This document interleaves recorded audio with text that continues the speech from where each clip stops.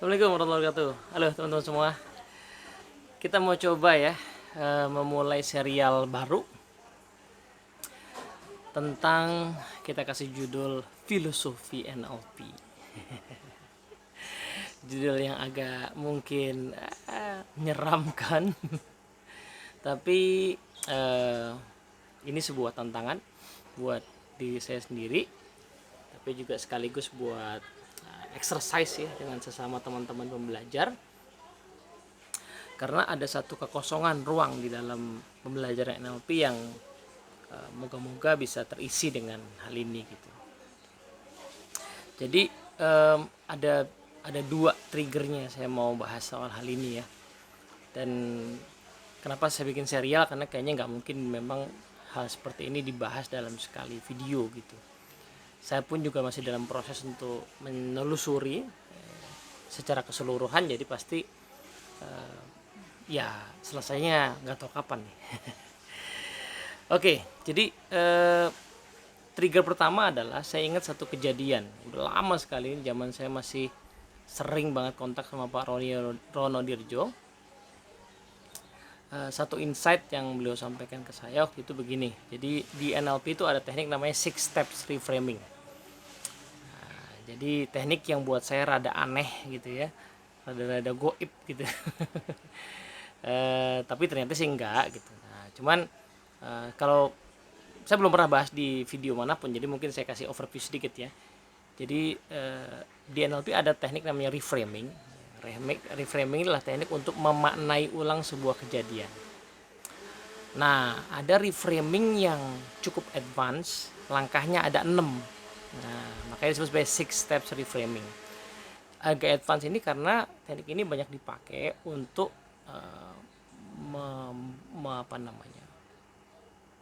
menerapi sebuah kondisi psikologis yang membandel. Misalnya orang punya kebiasaan-kebiasaan yang ingin diubah, yang susah banget kubahnya selama ini. Jadi orang punya kebiasaan gigit kuku misalnya gitu. Orang punya kebiasaan dulu buku pertama yang saya baca tuh soal reframing punya Pak R.H. Wibowo. Beliau nulis kisah tentang orang yang mengalami painter's block ya. Jadi pelukis yang stuck gitu untuk dapat ide-ide baru. Nah, sebuah situasi yang perlu diterapi ini kemudian diterapi dengan six step reframing. Cara-caranya adalah dengan mengajak orang untuk masuk ke dalam dirinya, lalu berkomunikasi. Ini uniknya nih, berkomunikasi dengan bagian dari dirinya yang bertanggung jawab atas munculnya perilaku tersebut, perilaku yang mau dibuat tersebut. Lalu kemudian bagian tersebut diajak berdialog, dicari tahu apa sih maksud baiknya ya, kok memunculkan perilaku itu. Lalu setelah ketemu maksud baiknya, si klien ini diajak lagi untuk berkomunikasi dengan bagian dari diri dia yang lain yang kreatif. Nah, kemudian meminta kepada bagian kreatif ini untuk mengusulkan alternatif ide supaya maksud baiknya si bagian yang tadi, yang pemicu tadi, itu tetap tercapai, tetapi tidak dengan cara yang perilaku yang mau diubah tadi. Gitu. Nah, kemudian ide-ide tadi coba diterapkan gitu. Nah, teknik ini ada unik ya, which is saya sendiri pernah pakai dan menarik waktu itu ya. Udah agak lama saya pakainya. Nah, pada saat saya belajar teknik itu, saya nggak terlalu ngeh gitu logik di balik teknik ini. Nah, sampai kemudian ngobrol dengan Pak Roni Rodiojo, saya lupa di telepon apa ketemu langsung gitu ya. Kalau nggak salah pas ketemu langsung. Nah, beliau katakan begini, bahwa six step reframing itu nggak akan jalan kalau orang tidak memahami presuposisi di baliknya. Jadi di dalam NLP itu yang cukup terkenal namanya presuposisi NLP, asumsi-asumsi dasar di dalam NLP. Dibilang presuposisi karena presupo berarti asumsi yang digunakan sebelum ya, sebelum melakukan sesuatu atau bahkan sebelum memikirkan sesuatu gitu. Nah, ada banyak kan presupposisi NLP itu. Nah, kemudian beliau katakan gini, six step reframing itu nggak akan jalan kecuali orang meyakini presupposisi NLP yang berbunyi di balik setiap perilaku selalu ada maksud baik ya. There is positive, behind every behavior there is always positive intention.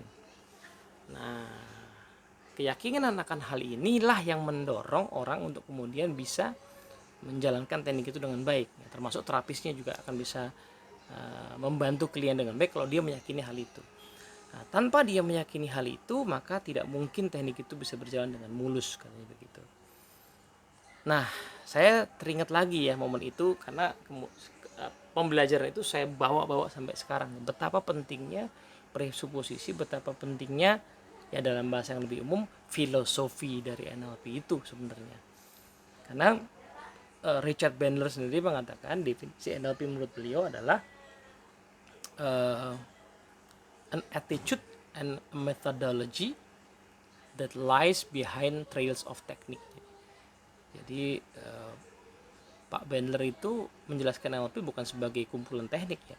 Teknik itu hanya yang kelihatan di luar, tapi sebenarnya hakikat NLP ada pada attitude ya, sikap mental dan metodologinya. Metodologi itu juga bukan metode 1 2 3, itu teknik namanya. Metodologi adalah sebuah way of thinking gitu ya. Saya dulu ingat banget dinasihatin sama almarhum Pak Fatul Himam, dosen bimbing skripsi saya, mengatakan, Ted, ada beda antara metode dengan metodologi ya. Metodologi itu ada kata logosnya di situ, jadi itu way of thinking gitu. Nah, saya teringat lagi tuh bahasan itu. Kemudian itu angle pertama ya, kenapa saya tertarik untuk membahas NLP justru dari sisi filosofisnya. Yang angle yang kedua adalah sebenarnya triggernya udah agak lama ya, saya baru keinget lagi aja. Di buku yang ditulis oleh Fran Burgess, judulnya The Bumper Bundle Book of Modeling.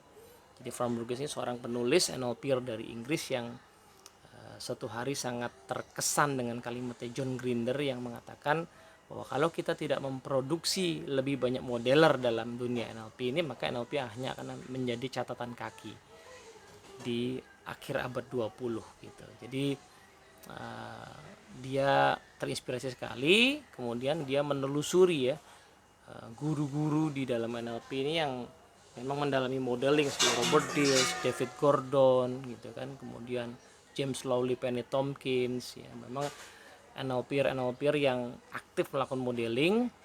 Beliau telusuri, belajar, lalu metodologinya dikumpulin jadi satu buku tebal tentang modeling gitu ya. Nah, waktu saya dapat info buku itu, saya langsung beli. Saya kira saya akan langsung berhadapan dengan materi soal metodologi modeling, which ada 13 ya. Tapi menariknya 13 metodologi itu baru dipelajari agak hampir ke tengah buku itu. Sebelum buku materi itu yang dipelajari duluan adalah soal attitude seorang modeler. Tapi sebelumnya lagi, ini sangat menarik ya, beliau ngasih porsi yang cukup panjang soal filsafat-filsafat di balik NLP. Saya taunya bukan filosofi NLP, saya taunya psikologi NLP tadinya. Ya kan, tapi ya saya kemudian baru nyadar bahwa psikologi itu kan pengejawantahan praktis untuk urusan manusia ya, dari filsafat gitu ya. Di filsafat sendiri ada filsafat manusia. Nah, kemudian dioperasionalkan dalam sainsnya namanya psikologi. Berarti psikologi itu sendiri mengandung filsafat manusia ya. Nah, karena tadinya saya udah tahu kalau di balik NLP itu ada psikologi yang bisa ditelusuri, at least minimal sampai ke psikologi humanistik. Lebih jauh lagi ya, kemarin saya sudah bahas di serial Sejarah NLP. Sejarah NLP mengajarkan kita tentang bahwa NLP itu sebuah model operasional dari teori-teori yang beragam disiplin, multidisiplin ya. Ada banyak penyumbang dalam NLP ya. Kalau yang langsung ya Gestalt terapi, kemudian family system terapi, kemudian hipnoterapi dari Milton Erickson, itu yang langsung. Yang tidak langsung naik ke atasnya ya ada psikologi kognitif, ya perkembangan psikologi kognitif saat itu, kemudian teori sistem, kemudian teori semantik dari Korzybski, ya, yang tanpa disadari mungkin oleh para NLP developer saat itu masuk ke dalam ruh NLP sebagai ruh yang tidak tampak tapi terasa gitu ya. Nah, jadi itu backgroundnya. Jadi ternyata di buku itu bumper bundle book of modeling itu beliau bahas cukup banyak ya, bagaimana NLP sebenarnya bisa telusuri sampai ke filsafat yang paling nyata adalah pragmatisme. Ya, pragmatisme itu sebuah pandangan dalam filsafat yang mengatakan bahwa segala sesuatu itu yang penting manfaatnya. Nah, jadi ini menjawab pertanyaan soal keilmiahan NLP. Nah, jadi salah satu yang membuat saya menelusuri buku itu juga karena banyak yang bertanya kepada saya soal keilmiahan NLP, lalu kemudian muncul pertanyaan dalam diri saya sendiri, ilmiah itu sebenarnya apa, ya kan? Lalu mengantarkan saya sampai ke baca-baca buku soal filsafat ilmu pengetahuan, lalu masuk lebih dalam lagi mencoba baca-baca filsafat. Nah, sampai ke titik tadi ketemu buku Bumper Bundle Book yang menjelaskan soal pragmatisme itu. Jadi perumpamaannya beginilah ya, ada sains tentang makanan ya. Jadi makanan itu bisa diteliti secara saintifik ya, bahwa gizinya, ya cara memasak itu nanti yang bagus bagaimana supaya tetap gizinya ada gitu-gitu ya. Jadi bisa diteliti ya. Tapi juga ada ilmu memasak yang tidak saintifik ya, yang kita pelajari dari para koki itu ya, yang sangat bergantung kepada rasa, sangat bergantung pada skills yang ya kalau mau diteliti saintifik bisa, tapi pada saat kita belajar masak kita akan belajar lebih ke fungsi-fungsi dari sebuah proses memasak itu ya kan. Apakah betul cara motong berdampak, ya nggak tahu itu, ya bisa aja kalau mau diteliti saintifik, tetapi yang jelas ilmu memasak itu nggak banyak ngurusin sisi tadi saintifiknya, tapi banyak ngurusin sisi pragmatisnya, bagaimana motongnya efektif, bagaimana mencincangnya efektif, bagaimana mencampur bumbu yang efektif. Nah, kayak gitu-gitulah. Nah, NLP itu ilmu yang adanya di ranah itu, ranah pragmatisme. Sehingga memang bukan dia tidak ilmiah atau tidak bisa diilmiahkan, tetapi dia tidak banyak berkecimpung di area itu. Nah, NLP lebih merupakan sisi seni dari, kalau misalnya ambillah psikoterapi ya, kita fokuskan misalnya sedikit arah diskusi kita ini ke arah aplikasi NLP untuk psikoterapi. NLP lebih mengarahkan bahasannya ke sisi seni dari psikoterapi itu sendiri.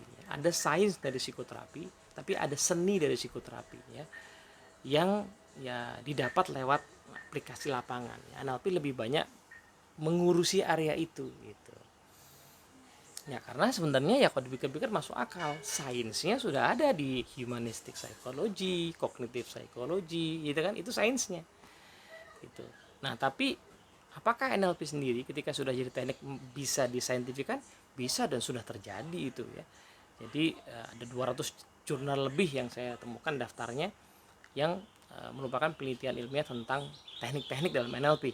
Ya, jadi misalnya tadi ya teknik reframing ya untuk mengatasi depresi, misalnya teknik submodality untuk mengatasi depresi, teknik fast phobia cure, visual kinesthetic dissociation untuk mengatasi fobia atau PTSD misalnya, itu sudah ada bagian itu kan. Tapi kan itu lebih ke ini tekniknya udah ada, lalu kita mau uji secara ilmiah kan gitu. Nah, tapi hakikat NLP sendiri nuansanya lebih ke pragmatisme ya, pandangan tadi. Nah itu kurang lebih satu poin yang bisa kita gali dari NLP, bahwa NLP mengandung filsafat pragmatisme. Nah dan ternyata masih banyak lagi. Jadi di buku Framburgers itu masih dibahas, selain pragmatisme ada beberapa aliran filsafat yang sebenarnya bekerja di dalam NLP gitu ya. termasuk mungkin area filsafat misalnya materialisme. Ya, materialisme itu kan filsafat yang memandang bahwa banyak hal itu bisa dipandang dari sudut pandang materi atau benda-benda. Nah, definisi neurolinguistic programming itu yang mencoba untuk sebenarnya kan mengintervensi kondisi kejiwaan seseorang, tapi kita nggak ngomong jiwa itu sendiri, which is metafisika ya, sesuatu yang tidak beyond physics. Tapi kita membicarakan soal gejala kondisi kejiwaan pada sistem neurologis gitu. Itu misalnya. Jadi dalam NLP ada unsur materialisme juga gitu ya. Bukan materialisme mata duitan ya, bukan. Oke. Nah, itu beberapa gambaran besar dulu ya, mungkin arahnya akan sampai ke sana. Nah, saya akan memulai menyoroti lebih dalam lagi sisi filosofi NLP sebenarnya paling sederhana dengan mempelajari secara mendalam presuposisi NLP itu ya, yang ada banyak versi memang, dan menariknya tidak semua NLP developer setuju dengan kita nguplek-nguplek presuposisi, ada yang nggak terlalu peduli gitu ya. Nah, orang yang dianggap mengawali ya bahasan soal presuposisi NLP dieksplisitkan dalam bentuk daftar itu adalah Robert Dills ya. Dan saya baru baca ulang artikelnya Robert Dills di websitenya beliau. Ternyata ada pengelompokan yang sangat unik gitu dari sisi beliau sendiri ya. Mengelompokkan presuposisi sangat unik. Beda dengan versi yang lebih sering saya pakai, versinya Michael Hall gitu ya. Ini semua pengayaan perspektif aja sih. Nah, salah satu filosofi dalam NLP yang sangat mendasar adalah kalimat yang sebenarnya diadopsi dari Adolf Korzybski, yaitu the map is not a territory. Ya, peta bukanlah wilayah yang sebenarnya. Nah, ini sebuah metafora ya. Kita di belajar filsafat memang kita akan kadang-kadang memang sebuah ilmu filsafat itu lebih mudah dipahami lewat metafora. Jadi cara kerja manusia, pikiran, perilakunya itu bisa dimetaforakan dengan tadi peta bukanlah wilayah yang sebenarnya. Nah, peta itu adalah metafora untuk pikiran kita. Wilayah itu ya kenyataan ini gitu ya.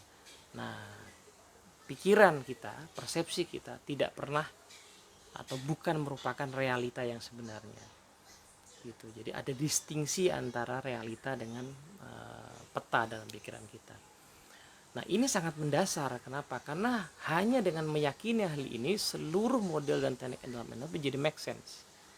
Kenapa submodality itu make sense? Kenapa ngotak-ngatik persepsi lewat submodality editing itu make sense? Ya karena the map is not the territory. Ada sambungannya sih. The map is not the territory, but people respond to the map, not the territory itself. Jadi peta, persepsi bukanlah wilayah yang sebenarnya, bukanlah kenyataan. Nah, cuman manusia itu tidak pernah bisa merespon langsung terhadap kenyataan. Manusia meresponnya lewat persepsinya itu sendiri. Nah, sehingga kalau kita mau mengubah perilaku seseorang atau diri kita mau mengubah perasaan kita akan sebuah kenyataan, yang perlu kita ubah adalah persepsi kita sendiri, peta kita sendiri yang perlu kita ubah ya, karena kenyataan tidak bisa diubah secara langsung ya, banyak kenyataan tidak bisa diubah secara langsung. Tetapi moralnya yang buat masalah atau anugerah itu bukan kenyataannya, melainkan peta yang kita gunakan. Dan karena kita merespon peta, jadi bolehlah kiranya kita mengupgrade peta itu sehingga memungkinkan kita untuk bisa merespon dengan lebih baik gitu ya. Kalau saya tidak suka dengan pekerjaan saya, itu bukan pekerjaan saya yang bikin nggak suka, bukan. Tapi peta yang saya miliki tentang pekerjaan saya itu yang bikin saya nggak suka. Nah, karena yang bikin nggak suka itu petanya, maka bolehlah kiranya saya upgrade peta saya sehingga saya mungkin menyukai atau setidaknya mungkin berdamai dengan pekerjaan yang sementara ini saya miliki.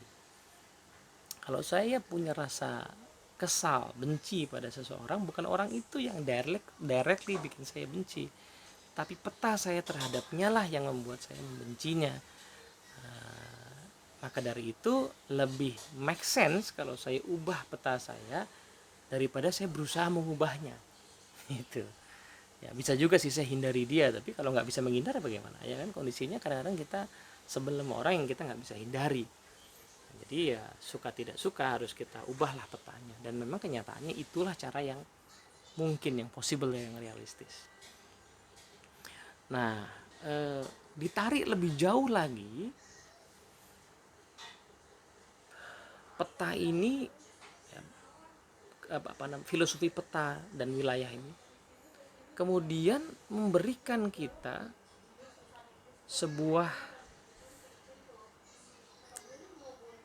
pemahaman tentang bahwa betapa kita itu diberi ruang kebebasan berpikir yang bertindak yang luar biasa sebagai manusia.